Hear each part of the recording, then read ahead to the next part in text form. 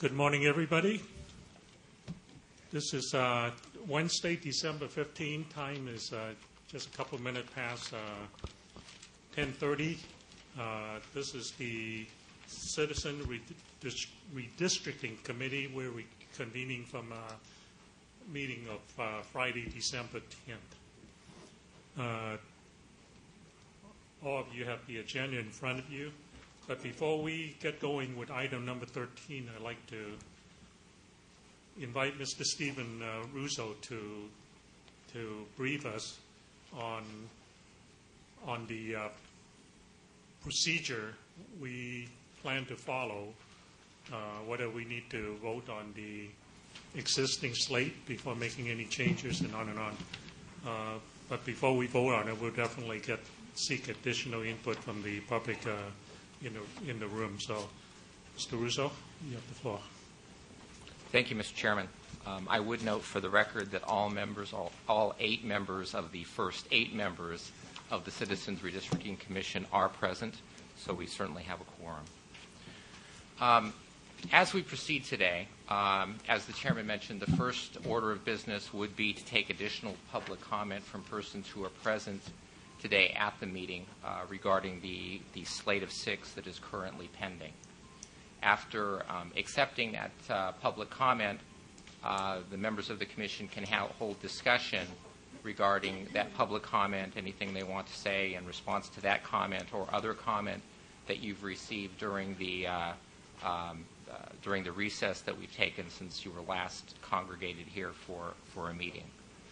After that, as you have a motion pending and seconded on an existing slate, we would ask you to vote on that slate to either approve it or disapprove it by a yes or no vote. If the slate is not approved, then you're free to create an additional slate. You can do it in the same manner that you did last time by constructing a chairman's slate. Or, again, you have the option of proposing individually as commissioners proposing a slate.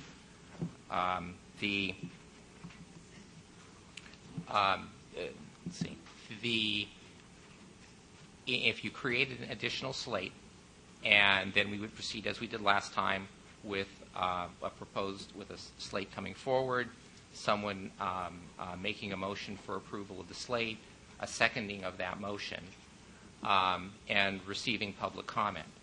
Now, the question that arises is whether you need to take a recess, as you did last time, to receive additional public comment from individuals who are not present at this meeting. The legal answer to that is absolutely not. You don't need to do that. The Bagley-Keene only requires us to notice that you are here to consider what the slates will be, to receive public comment from anyone who has provided public comment in written form, anyone who wants to orally present comment here today, and to make decisions on those slates, whether you go through one slate or 1,000 slates until you reach a resolution. That's what you're here to do today, and there's no obligation to break every 3 days or break for 3 days in between every slate until you reach a resolution. Quite honestly, if you did that and you had to go through very many slates, you wouldn't meet your statutory deadline. I would note on the issue of public comment, as far as concern about whether or not you've been adequately transparent, I can give you some information on that. In the first instance, I would just note that throughout this application period, as you well know as applicants, the Bureau of State Audits has had a system in place where individuals could provide comment regarding the qualifications of the applicants. Throughout that application period, we've collected a total of 1,969 comments regarding the various applicants. So in terms of the public being able to weigh in on whether they thought certain individuals were qualified or were good choices to serve on the commission, they've certainly had that opportunity. If we simply look at the period of time since the current slate was proposed, I would point out a couple of things. One thing that we did when we announced to the public, to the interested persons, that you would be taking a break to receive public comment, we informed the public that when you returned to your meeting after receiving that public comment, that you would consider the slate that was proposed of six applicants, that you would vote on that slate of 6 applicants, that if the slate was not approved, that you would propose and vote on additional slates at this meeting. And we invited members of the public to provide comment regarding not just the slate of 6 that was currently proposed, but any additional slates that they think should be proposed at this meeting for consideration. So I think we've provided lots of notice that was your opportunity, if you can't be present at the meeting, to provide comment regarding that slate of 6 or any other slate of 6. And as evidence that the public understood that, during this period of time that you have been in recess, we've received a total of 111 public comments regarding applicants. But if we look at the way that that's broken down, while 30 of the comments were regarding individuals who were on the current slate of 6, 53 of the comments, you can say almost double the number of comments, were on individuals who were not on the current slate. So I think that demonstrates that the public was getting the point that this was an opportunity to comment not just on the current slate of 6, but on other applicants for the commission to consider to be placed on a slate for one or more reasons. And I would note that in the comments we've received, a lot of those comments were related to the slate you've got is a good one, but you need to add this person, you need to subtract this person, and so forth. And so I think you've teed up the issue pretty clearly that this is the 6, and so if there needs to be a revision of 1 or 2 or whatever people, then tell us how that should happen so that you end up with a slate of 6 that, at least to these members to the mind of these members of the public, was a slate that would create the kind of commission, a full commission, that would be reflective of the state of California and have the skills and impartiality that would be important to have as a full commission. So with that, I think I've set forth the process that you need to follow at this point, and I can answer any questions. I think there also was a question as to whether we can accept a substitute motion or an alternate motion before we vote on the existing slate. You have the ability to do that if that's what you want to do. Our recommendation is that rather than making it that complicated, that you go with the existing slate and vote on that, because that's what the public has been noticed of, that this is what you were intending to do. So rather than by voting it up or down, you have at that point made it clear what your intention is with regard to that particular slate, and you then have a clean, I was almost going to say a clean slate. You have a clean table to start with again to compose a new slate with whatever changes you want to make. But if you want to simply amend the current slate, you do have the ability to do that at this point on motion and second.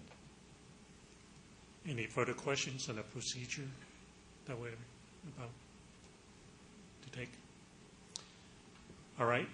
Let me open the podium to any public comment any public that wish to address the commission on the topic of selection of the final 6 candidates.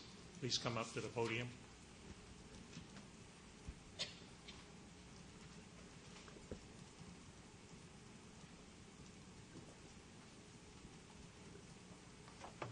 Hello, my name is Katie Fleming, and I'm with California Common Cause.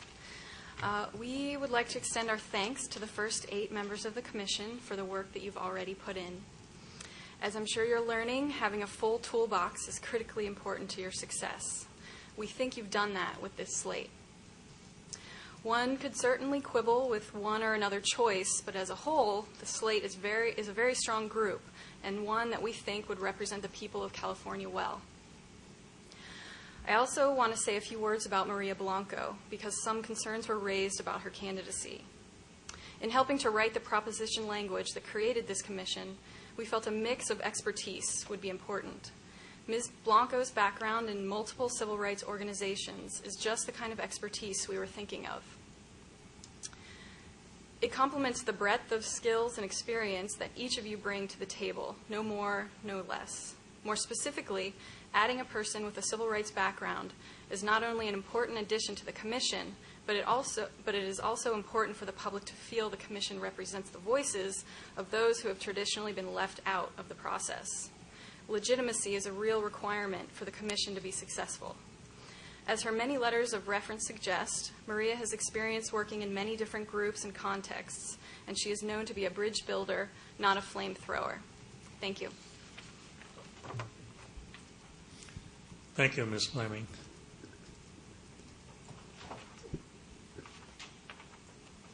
Good morning. Astrid Garcia with NALEO Educational Fund.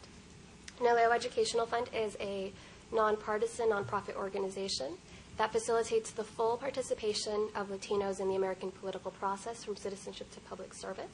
You've received some of our letters throughout these weeks. First, I just want to say it's such a pleasure to put faces to the applications, and it's a real pleasure to be here before you today. We have a few comments that we want to share. As I mentioned, you have received our letters, so I'm going to just highlight 2 points. And the first is that today you're going to determine the body that's really going to define the future of California.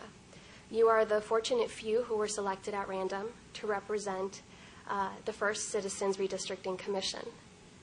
And with that task in mind, we ask you to be very thoughtful as you consider the first 6 commissioners in a manner that will increase Latino representation. Latinos are California's second largest and fastest growing population. They comprise nearly 40% of the state's population. It is therefore critical that there be significant Latino representation in all 3 groups that comprise the commission, including Republicans, Democrats, and persons not affiliated with either of these 2 major parties, to truly reflect the diversity of the Latino community. Our second comment is on the public process that's adopted by the Commission. Mr. Russo outlined some very important points. Key to that is communication. And we ask that the decisions that you make, that you consider providing advance notice of key decision-making days, and as well as meaningful processes for public comment. The decisions that this body makes will touch the lives of Californians for the next decade. The process that you adopted last Friday does not set a good precedent for public trust. It is not reassuring that the Commission used a 2-tiered public comment process, allowing people in the room to comment on the 10 applicants that were being considered, and limiting those that were outside of the room to consider only the final slate of 6. The Commissioner should remember that the voice of all Californians is equal, regardless of whether they are inside or outside of the room.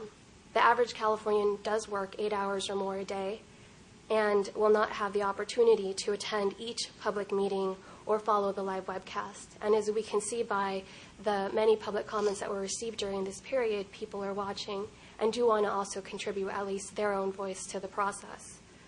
While we appreciate the financial prudence of the Commission, we request that the Commission be more thoughtful of the public process that it establishes for future meeting.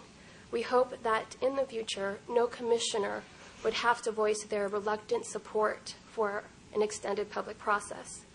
Finally, we wish you great success as you select the final commission and draw the maps that will define the future of California's democracy. Thank you, Ms. Garcia.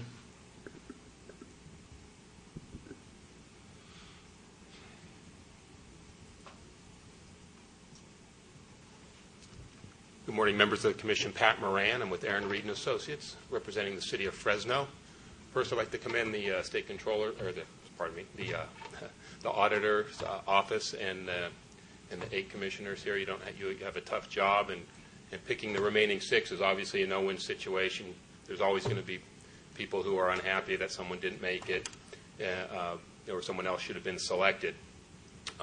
Same way with the City of Fresno. We would have loved to have seen Teresa Espana selected as one of the 6 final candidates. but she wasn't. With that being said, we would like to ensure that the Valley has representation. It's important that they be represented. They're the fastest growing region in California. And should you choose to alter and change the candidates who are on the list, we hope you would not take off someone from the Valley. Right now you have, and excuse me if I mispronounce the name, Michelle DeGaio-Matz. She's from Stockton. She's the only one who would be on the commission representing the 8-county San Joaquin Valley area. And so should you choose to make changes, we'd hope you would keep someone on from the Valley. I know you have someone on from Yolo County.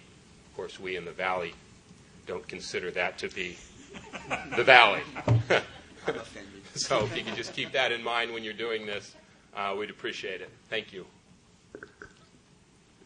Thank you, Mr. Moran.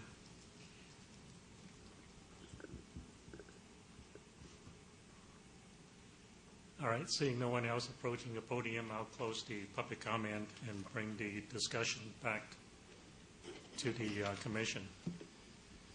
Would anybody like to be the first to comment on your impression of all the public comments that we received over the last 3 days specifically? Sure.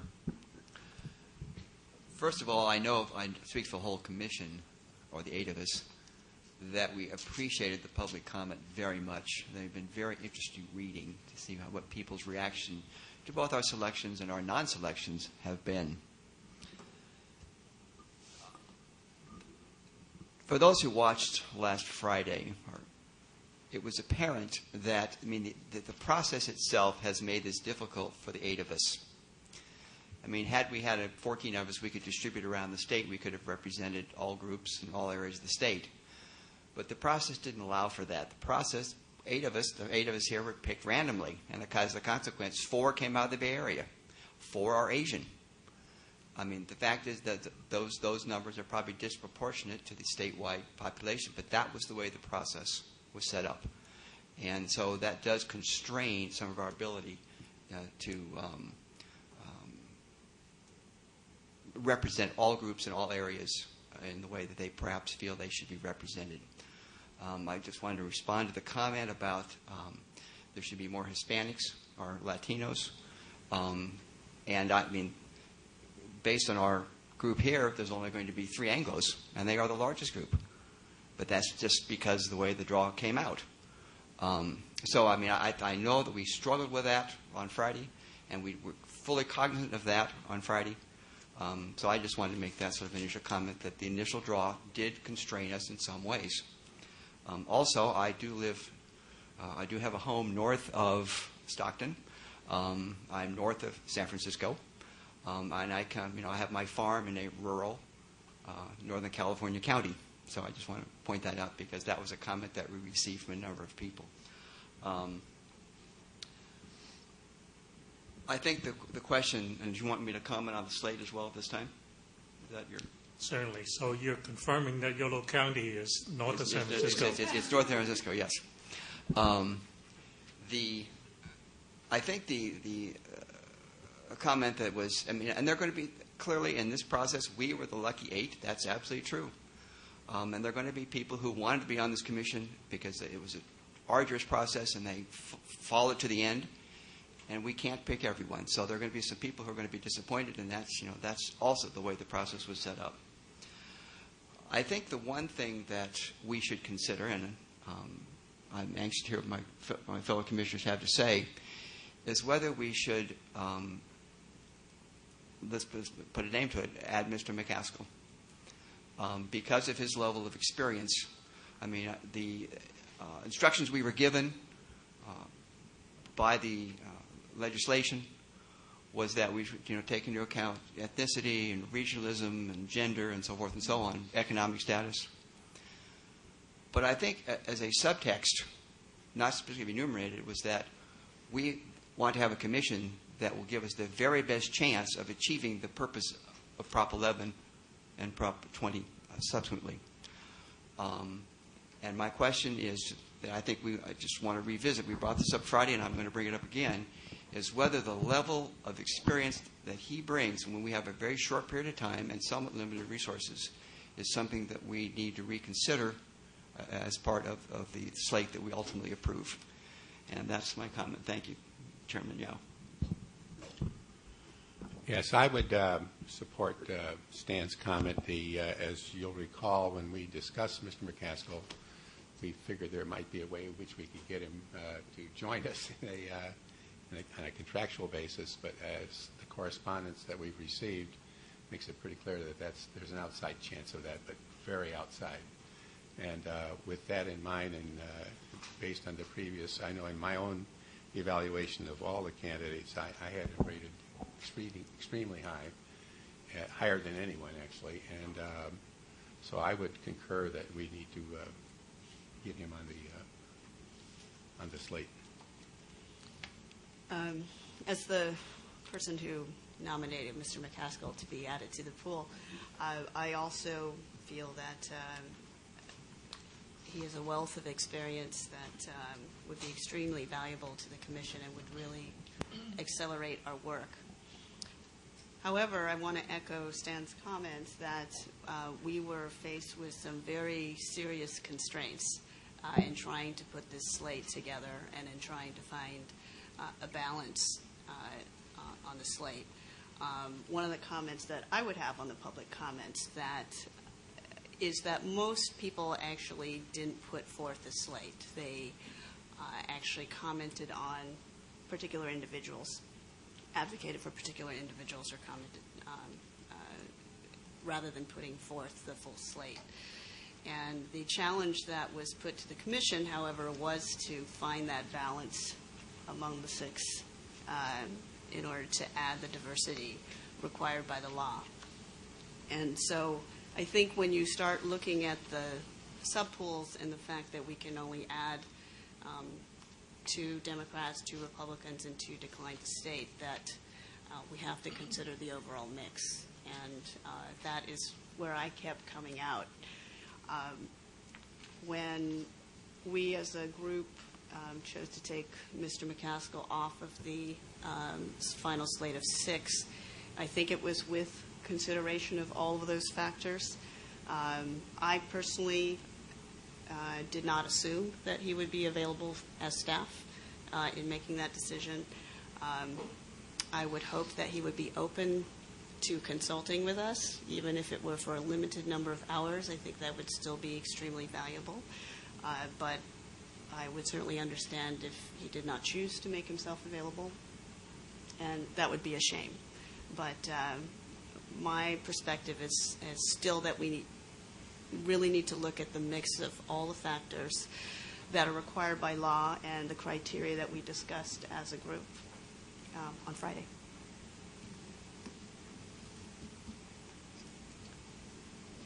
I'll go ahead. Thank you. While I certainly agree with Commissioner Dye, one thing we must keep in mind is not one of those factors has greater weight than any other. And so I have struggled also with Mr. McCaskill and struggled with having him taken off for the interests of geographic diversity. And that's where we appear to make that decision. But having reviewed public comments and thoroughly analyzed the comments made regarding Mr. McCaskill, in addition to the memorandum we received this morning from Heather Peters, which also puts an entirely different perspective regarding Mr. McCaskill and how he could add to this commission in light of the limited budget. Actually looking at it from a fiscally conservative point of view and how he could add, by being on the commission, his expertise and certainly may help us save some money. And so I really agree actually with Heather Peters' public comment in that regard, and certainly recognize and appreciate all of the public comment that we have received over the last several days. Thank you. I agree with many of the points that have been stated here. One thing I would add to the discussion, I agree, and I think that we were trained on the fact that none of the different criteria should outweigh any of the others. However, when we're faced with a candidate who has several factors that would have tremendous weight in terms of the demographics of our pool, we're looking, again, not just at Mr. McCaskill's technical expertise, but when we look at the proposed ages of the existing commission and the slate that we're putting forward, when we look at the geography of the candidates that we're putting forward in conjunction with ourselves, when we look at race and ethnicity in conjunction with ourselves and who we're putting forward, I agree that no one criteria should be more important than the other, but we are looking at several things that are weighted, despite his excellent expertise, against him in terms of the overall makeup of the pool and how we are trying to create a commission that's truly representative of the state. Thus, I really feel like this is an important conversation. It's one of the ones that we should be having right now. I would also put on the table, again, to follow up on Stan's comment regarding I think there was a lot of feedback we got around Northern California. Some of that was Northern Coastal California. Others were more around urban versus rural. And when we think about the overall state population, I think one of the things we're really having to face is where are we weighted in terms of population, not just existing population, but where have we seen population growth in the past decade? And thus, we had some candidates in the pool, one in particular who was a particularly strong voice for the North Coast region. But at the same time, we have to think about the fact that we do, as the gentleman said earlier today, the Valley is one of the areas that we really need to make sure that we're strong in terms of representation because of the growth, because of the uniqueness of the issues that are facing that area of California. I will say that as I heard my fellow commissioners talk about the northern coastal area and urban versus rural, that there are candidates in the slate and some of us on the commission that are able to speak to some of the rural issues. We have the candidate Parvenu, who in his work for FEMA was traveling throughout the state, was becoming very knowledgeable about the North Coast and Northern California areas in terms of disaster relief and preparedness. We have a candidate who comes from a farm worker family, very familiar with rural issues, agricultural issues. We also, Stan owns a farm, works on a farm every morning before he comes to the commission meetings.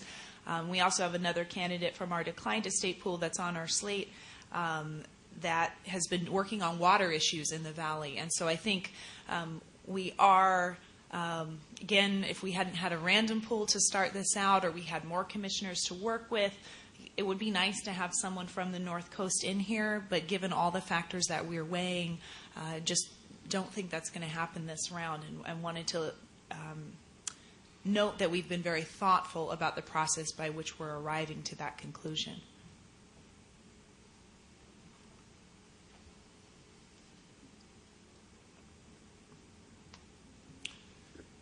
I'm not sure I can add any more to what the commissioners have already said.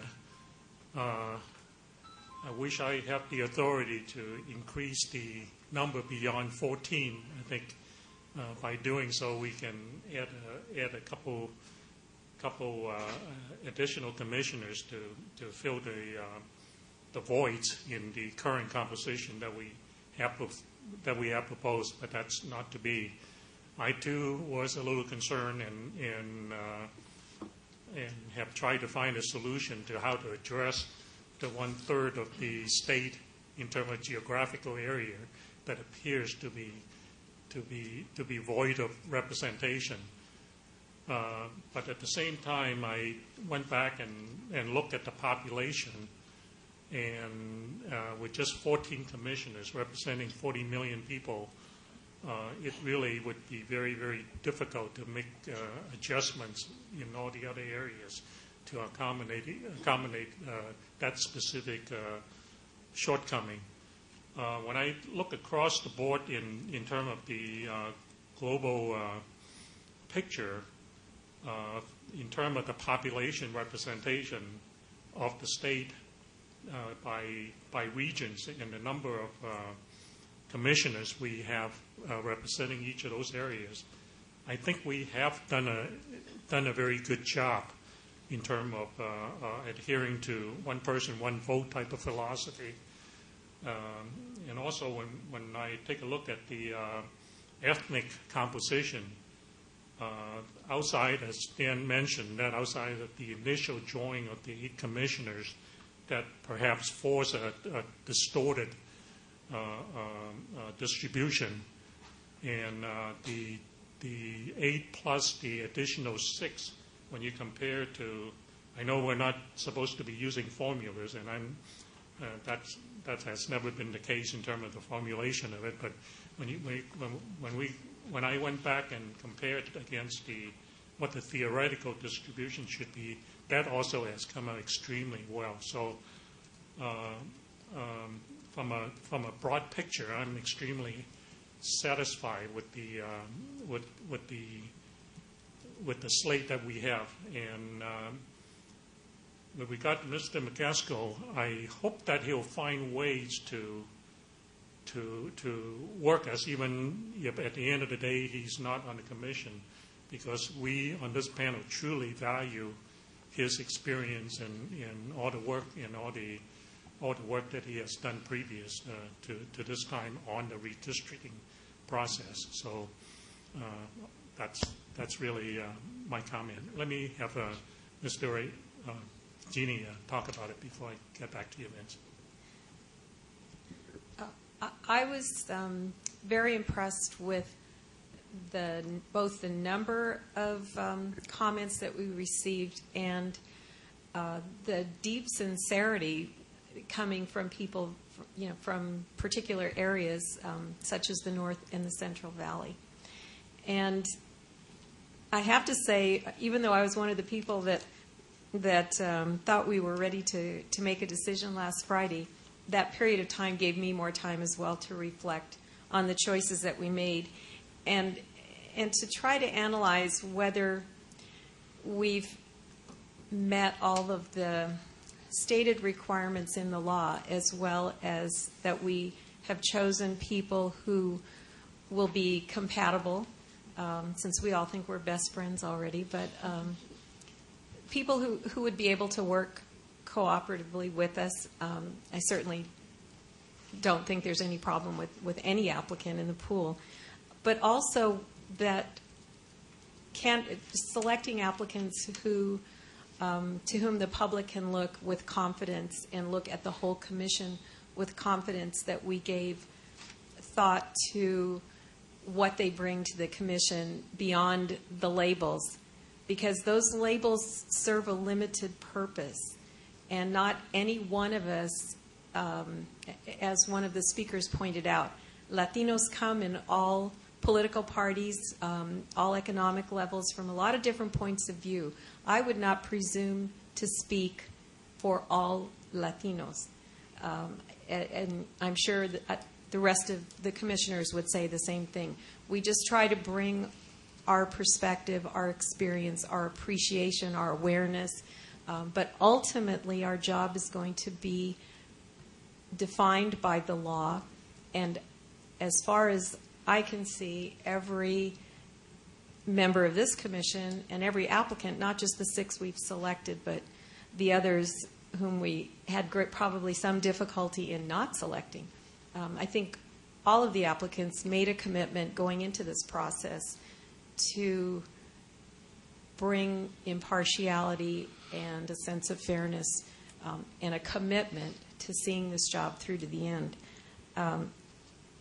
I think it's also important to acknowledge that we received comments from a wide variety of sources, and some were clearly citizens who were very interested in the process. Others came from organized groups. And as I read through things, I tried to be very mindful not to give any greater weight to an organization statement than I would to a citizen who just said, I've known this person for 30 years, and this applicant would be a great addition to the group. Because I think that all of those comments are valuable, and contribute to our doing the best we can to make a selection. I think, you know, we could be here for a long time. There are probably some things I would rethink, and Mr. McCaskill is one of them. And if we do that, then there's a next step and a next step and a next step. That's not a bad thing. That's not a bad thing, because we could take 6 completely different people and still have a good pool. But the challenge is finding that balance, and I don't know that, you know, that we could do significantly better. Mr. Baraka. Thank you, Peter. I want to reinforce Gene's comments, but focus on the geography. If anybody took a poll in Santa Cruz County and asked if I was representative of that county, it would be overwhelmingly no. But I don't think I was selected to represent Santa Cruz County. I was represented because of my experience in reaching out to a broad group of people and to listen carefully. And I'd say that to all the people on this dais, and I think it is representative of the people who we are on this slate. So because the nature of the process, and I think it's been well articulated by my colleagues here, of the randomness of it, we had to make some tough calls. But because an area is not represented by a person does not mean the area will not be represented in our outreach program. And I think based on our conversations, we have an extensive commitment to go to all of these areas and to listen carefully, not just to one representative, but to the basis of that community. So I am appreciative of people's concerns about not being representative, but the real opportunity will be to show up when we have our meetings. Then they will be truly representative.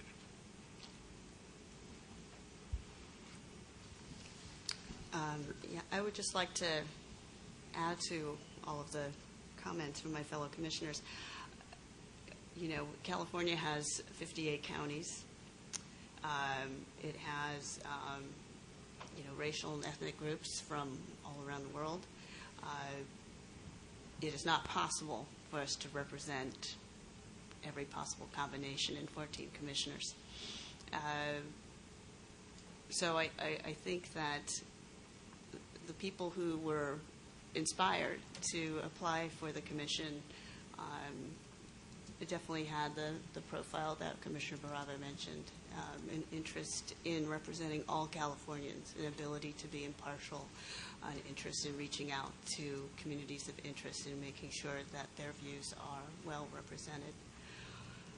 When I think about the folks who wrote Proposition 11 and why they designed the process this way, where 8 of us would be selected at random first and then have the 8 pick the final 6.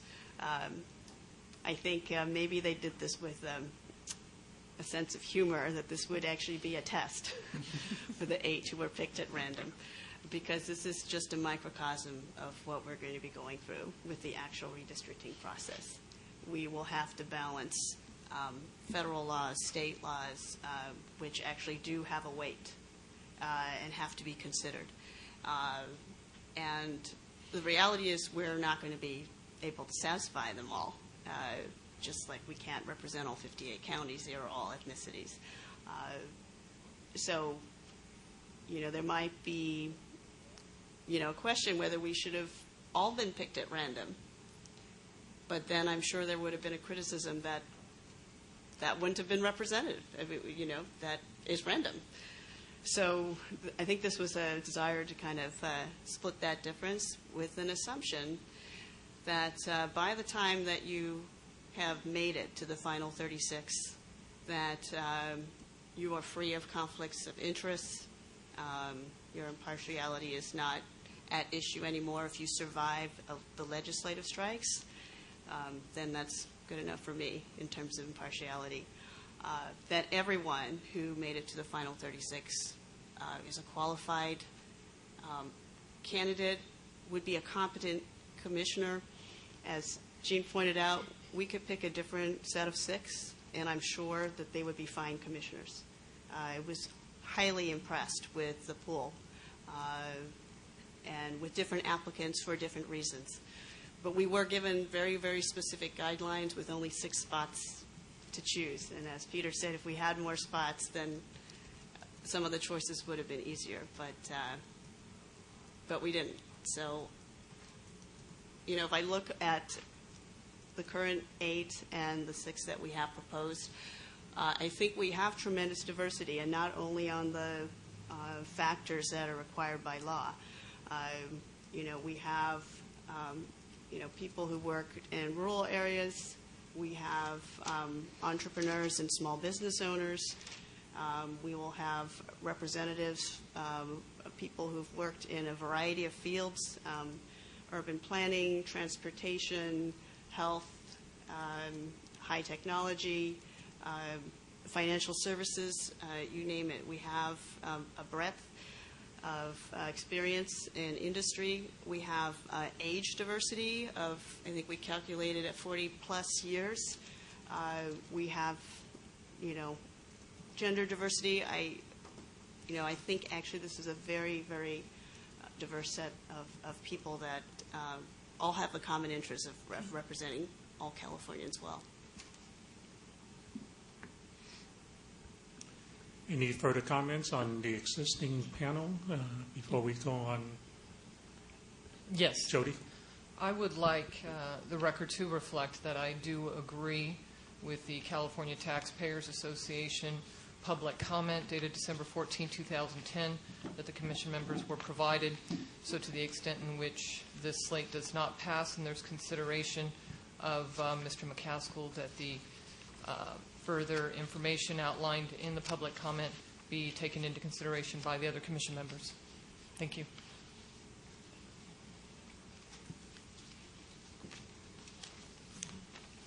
Anyone else? I have one last thing Sure. to add.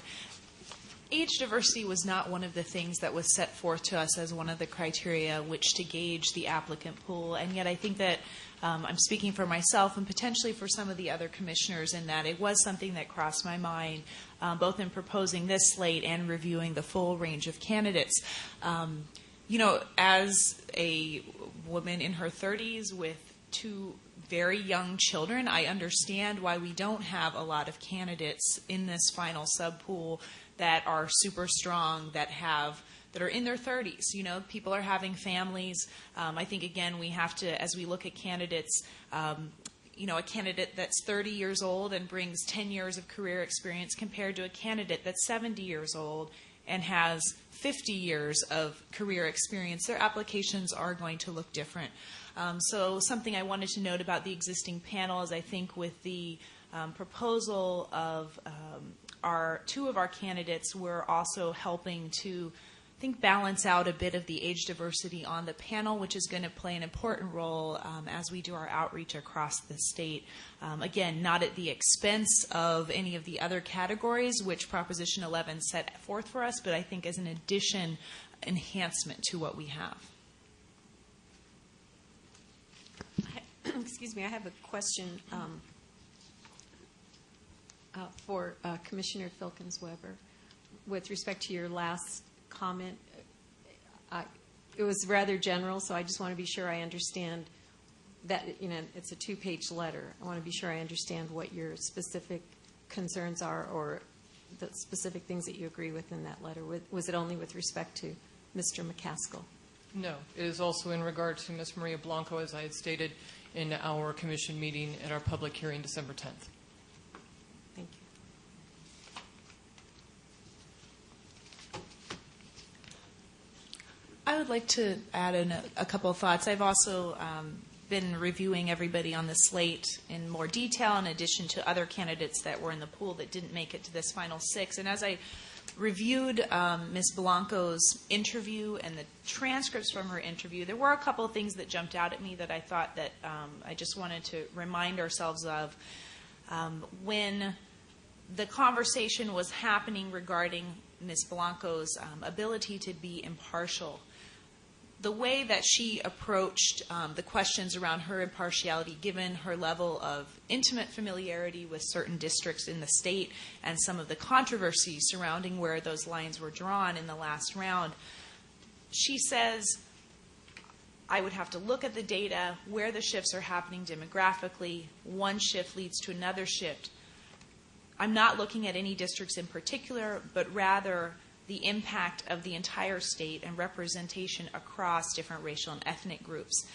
She goes on in her interview to talk about not just collaboration and advocacy on behalf of Mexican Americans, but her collaboration between the Asian Pacific American Legal Center, the NAACP during that time. So what I take from that is that, yes, at the period of time during the last redistricting process, her job was that she was employed to be an advocate for a particular entity in regards to the redistricting process. However, through that, she exhibited an ability to collaborate across racial and ethnic lines. She demonstrates a thoughtfulness and understanding that we're starting from a new data set, that we're not working with the same communities that we were in the last round of redistricting, and that she's very concerned, and some of her main criticisms of the last round of redistricting were around the seeming protections of incumbents in the redistricting process. Again, when I think about the different organizations that have been advocates of reform in the redistricting process, they have been some of the guardians of this transparency that we are trying to set the standard on right now, and they have also been supportive of Maria Blanco's candidacy. The fact that we went through the layers of scrutiny that the Bureau of State Audits provided, the fact that Maria Blanco's name also went to the state legislature, where many names, almost half the names, were actually stricken from the pool in regards to, we don't even know the full range of why people were stricken from the pool. But I anticipate there were some layers around concerns for partiality. The fact that her name survived all these layers and got to us based on the comments that we've received in support of her application, and the few comments that we've received against her application, there, as we review the materials that she submitted to us, the additional analysis by the Bureau of State Audits, there's really more than enough information to counter the concerns that were put forward in the public comments. So again, as the person who put Maria Blanco up here for consideration, again, just want to echo my support for her. In full light of all the comments and careful consideration of all the comments, both for and against, that have gone on record. Let me just make one additional comment about Ms. Blanco. When I initially read her application, I too had concerns about her advocacy in the past. But I think the evaluation was that the auditor's office had reached the conclusion that she could be unbiased, but also that she'd survived the legislature, which they had absolutely ample time to strike her. But also, I think that as commissioners, it will be our responsibility to see that every commissioner has an equal voice, but no more than an equal voice. And I have confidence that, I don't see any wallflowers up here, that that will be the case. And so I am content to leave Ms. Blanco in the slate. I would like to echo Stan's comment that there will be 14 of us. I think each of us is certainly capable of standing our ground on whatever opinion we might have. It's very difficult to be a high-profile, especially a litigator, and not be something of a lightning rod for opposing opinions or assumptions, perhaps. Maybe the rest of us have the advantage of coming from somewhat anonymous lives, because some of the things that we have done could certainly fairly be described as strong advocacy, but maybe just in our anonymous little corner of the world and not on the front pages of the news until now. So I understand the concern that is there, but I think Stan states it well, that there are 14 of us, and some of us also have law backgrounds. So I think that it's going to be a good process. And I would just remind everyone that what was proposed in the public comment is not something we can do easily. What was proposed is that we put Mr. McCaskill on instead of Ms. Blanco, and anyone who looks at the detail here will note they are in separate pools, which would force us to make further changes to the slate. It would set off a ripple effect that would have us have to relook at the entire slate again. Peter, I'd like to make a proposal. It's somewhat different from what Mr. Russo suggested, but I would like us as a commission to vote unanimously on the final selection. But I think that I want us to also have an opportunity to vote on whether Mr. McCaskill should be on the slate. So I would like to propose to make a motion for an alternative slate, and if it's voted down, then I would encourage us to go back to the original slate and approve it. I've had someone have to agree to second my slate, but well, just to, you may be thinking this way, but I just want to make sure that you have the ability to propose your own slate. Correct. And then based on that, you can have that slate brought forward for consideration as an alternative slate, and then you can make a determination as to which slate you wish to vote on. Okay. So I think that may very well be what you just said, but right. I just wanted to make sure. Right. With that statement, I would like to propose an alternative slate, which includes the only change I would make on it is in the category of declined to state, and I would delete Ms. DeGuiglio-Motz and replace her with Paul McCaskill. That's my alternative slate.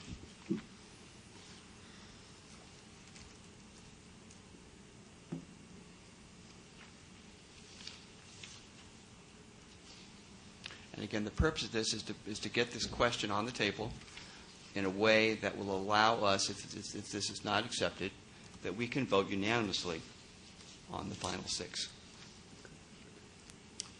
In terms of getting a unanimous vote, there's an alternate way of doing it. You can vote the way you want to the first time around on the slate that's before us. The person that voted for, or if the slate passes, anybody that voted in favor of the slate can bring it back for a revote.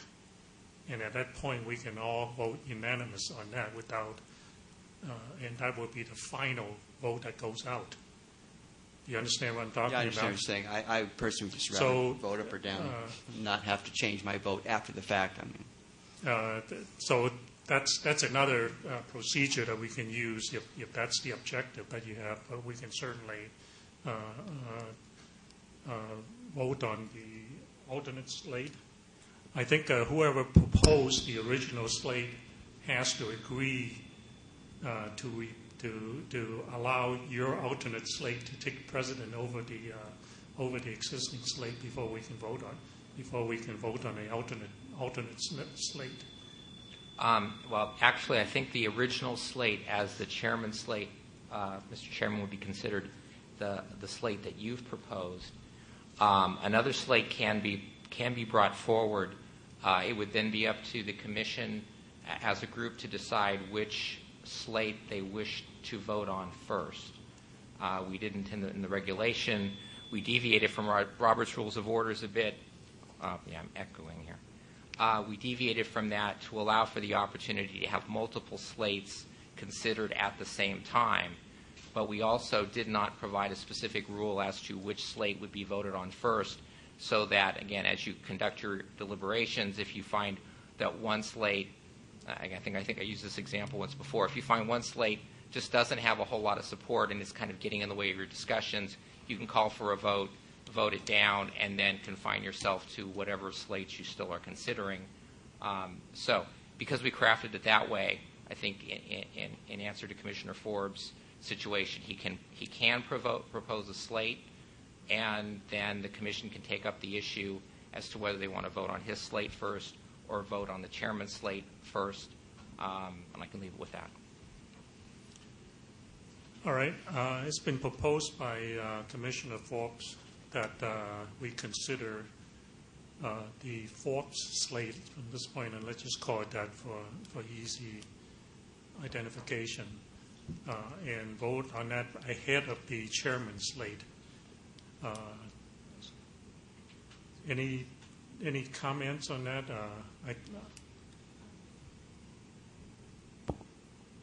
Hello. Okay. Just point of clarification, based on this motion proposed by Commissioner Forbes, do we now proceed with some discussion about this proposed slate, or do we just move to a vote?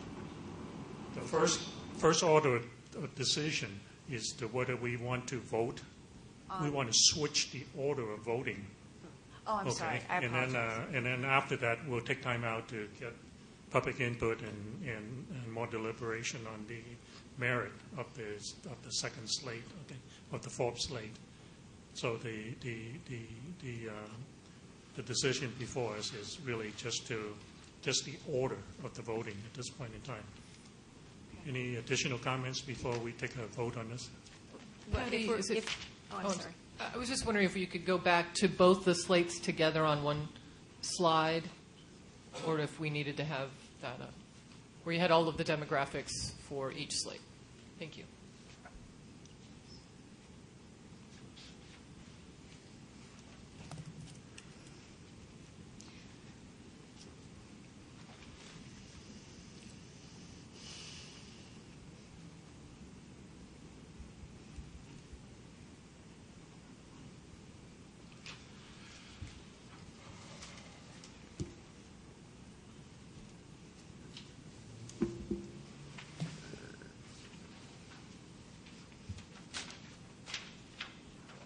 Again, I don't know whether you intend to get into the details of the alternate slate at this point or not. It's tough not to when you have to make a decision on whether you want to vote on it first or not. But obviously there are changes in the geographical representation, the ethnic mix, and male, female, and a number of factors. But actually, the ethnic mix does not change. I'm sorry. Yeah. I think the narrow discussion or the narrow decision we need to make at this point is whether we want to change the order of voting on the slates.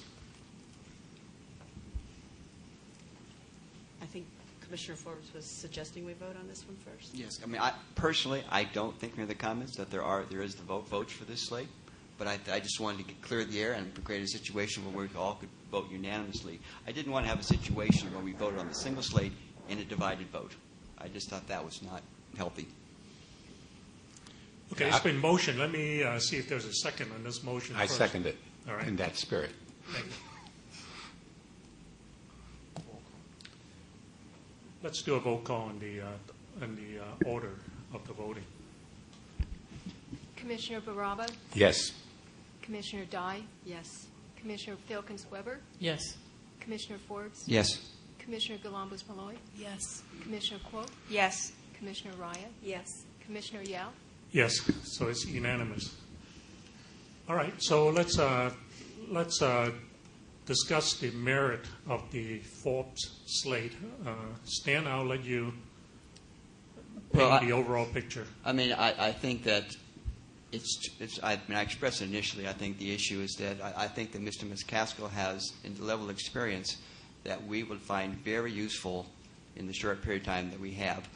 We've all explained how we have had severe constraints regarding representing everybody in all the regions, given the way the process was set up in the initial draw. I just think that Mr. McCaskill brings a level of experience that is quite useful in a short period of time. And again, I go back to the underlying thing is we have all these criteria for selecting the commissioners. But the most important criteria is not specifically stated, is that we want to have a successful process in a short period of time. And I think that Mr. McCaskill brings a real benefit to that. And that's the argument in favor. And I fully understand the argument in opposition. Well, my main concerns are really around what this means in terms of our valley representation, and given what we've seen in terms of the demographic shifts over the last 10 years.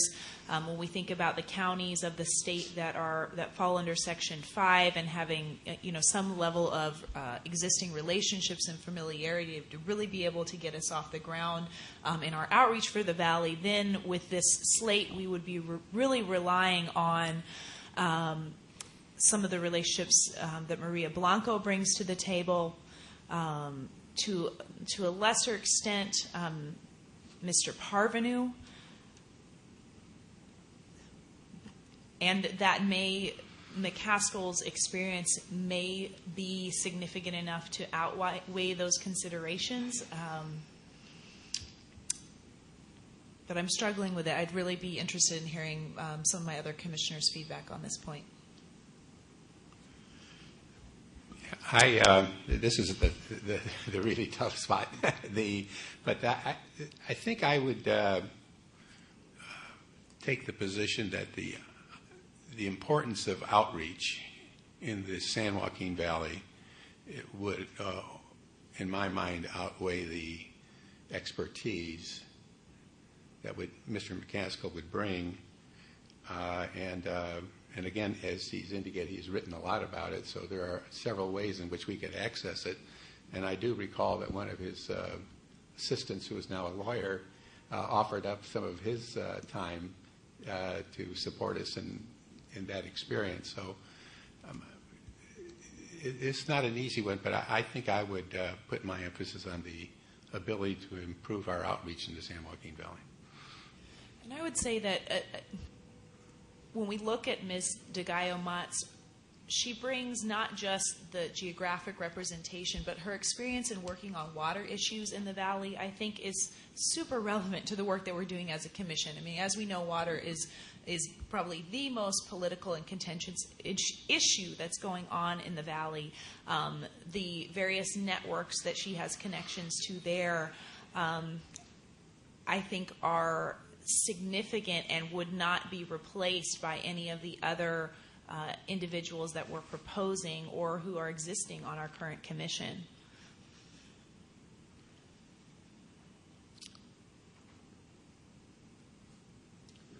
I, too, am also extremely concerned about the San Joaquin Valley, or what's called a South Central region, with over 11% of the population not having any representation.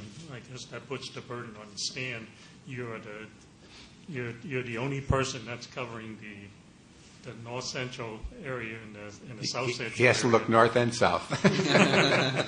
And to me, that's 2/3 of the state right there in terms of geography, and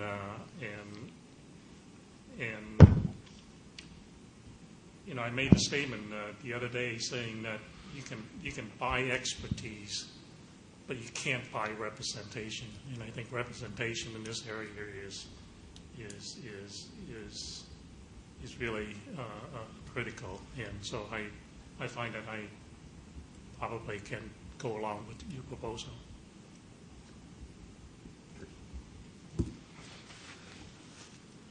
I think I don't discount what McCaskill could bring to the commission, but then I do feel that we would then need to sort of reconsider the other applicants that are on the slate. So I'm not close to considering McCaskill, but then I would like to make a motion for discussion of all the other applicants as well in light of it. I do think we are really constrained with 6 individuals, with 2 from each group. So I think especially with issues of, especially given the public comments about the desire for some representation of at least one commissioner from some of these traditionally underrepresented areas, I would feel a little bit more comfortable if that was at least represented in some capacity. Maybe not necessarily through, McCaskill's position as a decline to state, but I would like to see it represented in some other way. Chairman Yao, having heard the comments of my fellow commissioners, I would withdraw my slate. It serves no purpose to vote on it, I think. Thank you, Commissioner Forbes.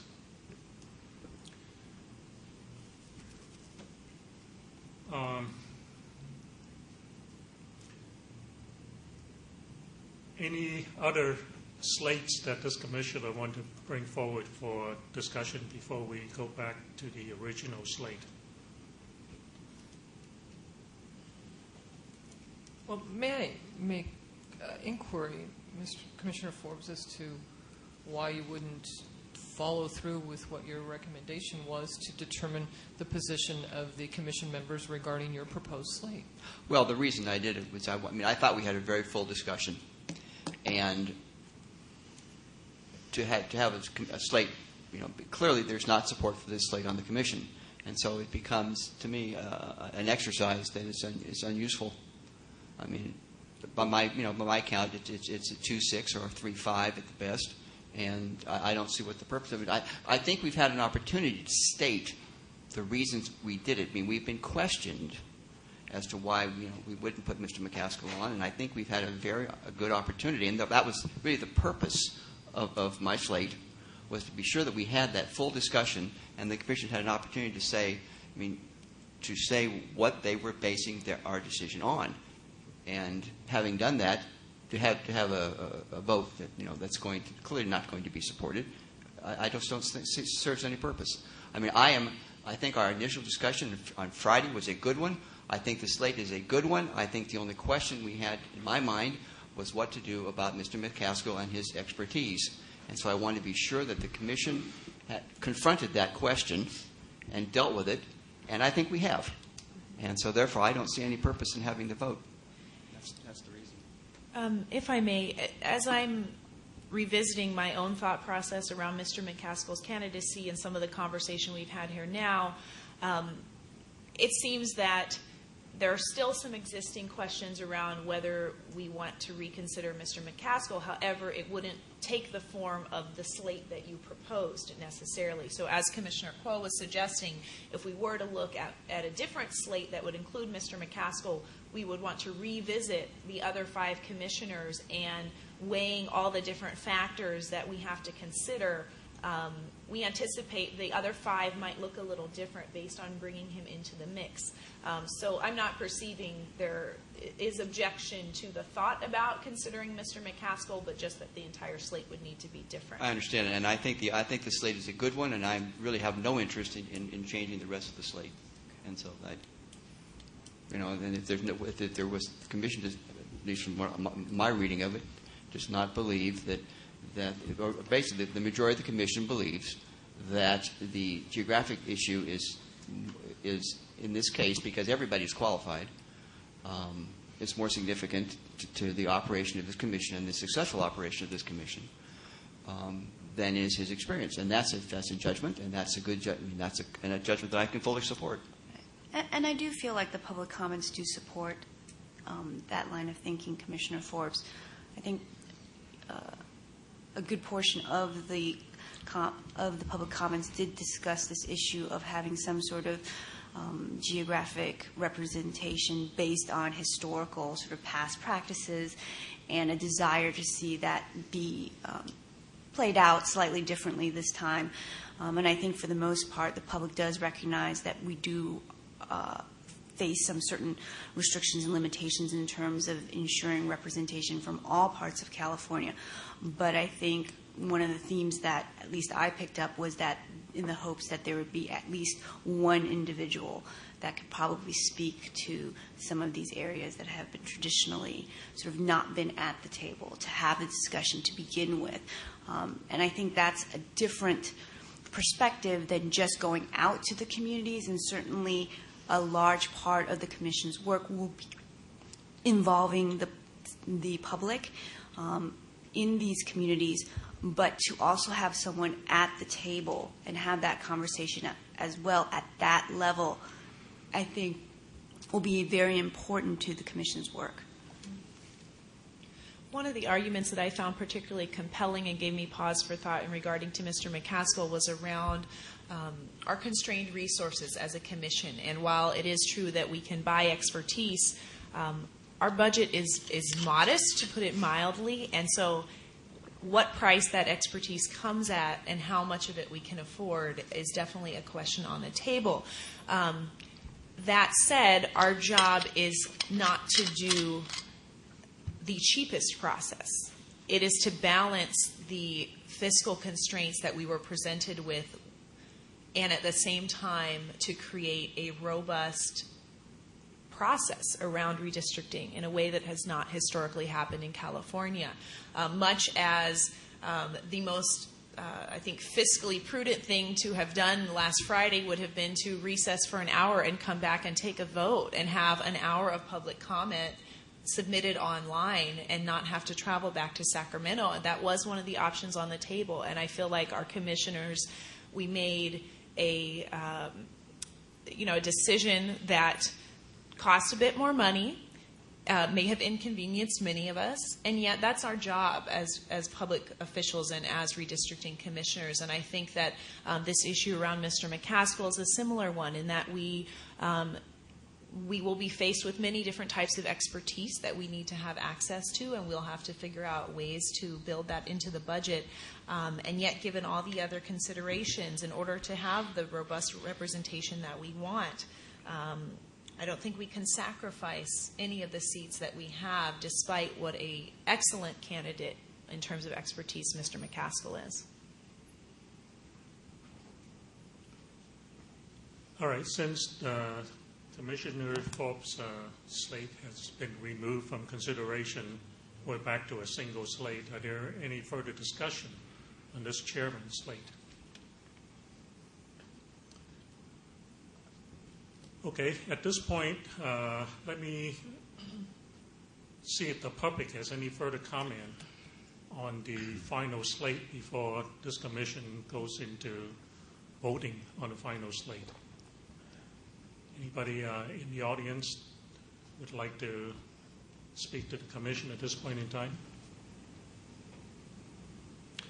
All right, seeing none, let me ask Patty to do a roll call on the nominated slate consisting of the same 6 members that we had identified at the end of the last meeting before we recessed. Commissioner Baraba, Yes. Commissioner Dye, Yes. Commissioner Filkins-Weber, No. Commissioner Forbes, Yes. Commissioner Galambos-Malloy, Yes. Commissioner Kuo, Yes. Commissioner Raya, Yes. Commissioner Yao, Yes.